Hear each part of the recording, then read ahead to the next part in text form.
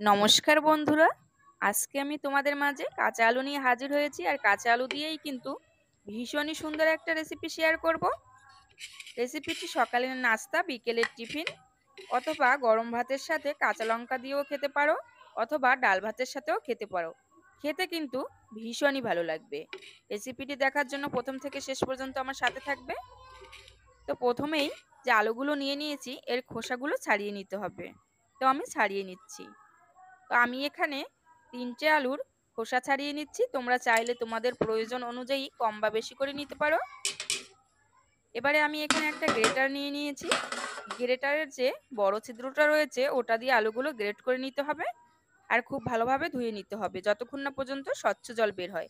তো আমি কিন্তু খুব ভালোভাবে ধুয়ে নিয়েছি, আর জলটা দেখো একদম স্বচ্ছ বেরিয়েছে। এবারে হাতের সাহায্যে জলগুলো চিপড়ে ফেলে একটা ঝুড়িতে তুলে নিতে হবে। মানে যে কোনো একটা পাত্রে রাখতে হবে, যাতে পাত্রের নিচে ছিদ্র থাকে, যাতে আলুর জলগুলো ঝরে যায়। আলুর জলগুলো ঝরিয়ে আমি একটা পাত্রে নিয়ে নিয়েছি। এবার এখানে দিয়ে দিতে হবে 3 চামচ মতো বেসন, আর দিয়ে দিতে হবে 3 চামচ মতো সুজি, দিয়ে দিতে হবে 3 চামচ মতো কর্নফ্লাওয়ার। তোমরা চাইলে এখানে চালের গুঁড়োও ব্যবহার করতে পারো। দিয়ে দিতে হবে 1 চামচ হলুদ গুঁড়ো। এবারে দিয়ে দিতে হবে হাফ চামচ জিরের গুঁড়ো, আর দিয়ে দিতে হবে 1.5 চামচ মতো ঝাল শুকনো লঙ্কার গুঁড়ো। আমি এখানে ঝাল শুকনো লঙ্কার গুঁড়ো দিয়ে দিয়েছি। তোমরা যদি আরো বেশি ঝাল খেতে পছন্দ করো তাহলে কাঁচা লঙ্কা কুচিয়েও দিতে পারো। এবারে আলগা হাতে খুব ভালো করে মাখিয়ে নিতে হবে। তো আমি মাখিয়ে নিচ্ছি। আলুর মিশ্রণটা দেখো আমি খুব ভালোভাবে মাখিয়ে নিয়েছি। একটা আঠালো ভাব হয়ে গেছে, আর এই আঠালো ভাব করে মেখে নিতে হবে। আর মাখাটা কিন্তু আলগা হাতেই মাখাতে হবে। এবারে আলুর মিশ্রণ থেকে অল্প করে আলু নিয়ে এইভাবে হাতের সাহায্যে গোল করে নিতে হবে। গোল করে এইভাবে একটু চ্যাপ্টা করে নিতে হবে।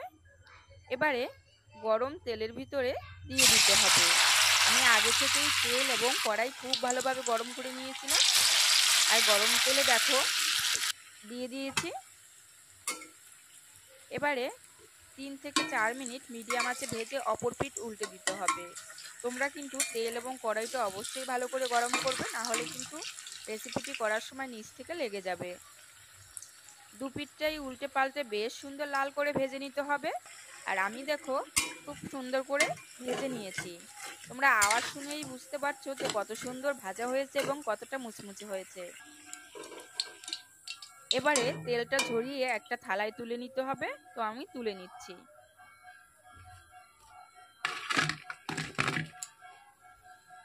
প্রথম যে নাস্তাগুলো আমি ভাজার জন্য দিয়েছিলাম ওগুলো কিন্তু আমার ভাজা হয়ে গেছে, এবং বাকিগুলোও ভাজতে দিয়েছি, ওগুলোও ঠিক একইভাবে ভেজে নিতে হবে।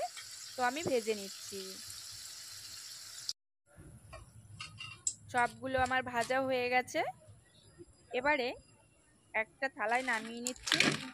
আর কাঁচা আলুর এই নাস্তাটি দেখো দেখতে কিন্তু কত সুন্দর হয়েছে, আর ভীষণ মুচমুচেও হয়েছে। তো তোমাদের আমি একটা দেখাচ্ছি কতটা মুচমুচে হয়েছে। কাঁচা আলুর এই রেসিপিটি খেতে না ভীষণই ভালো লাগে। তোমাদের কাছে কেমন লাগলো কমেন্টস করে জানাতে ভুলবে না। আর বাড়িতে কিন্তু অবশ্যই একবার ট্রাই করবে, সবাই খুব পছন্দ করবে। ভালো লাগলে সাবস্ক্রাইব করে আমাদের পাশে থাকবে।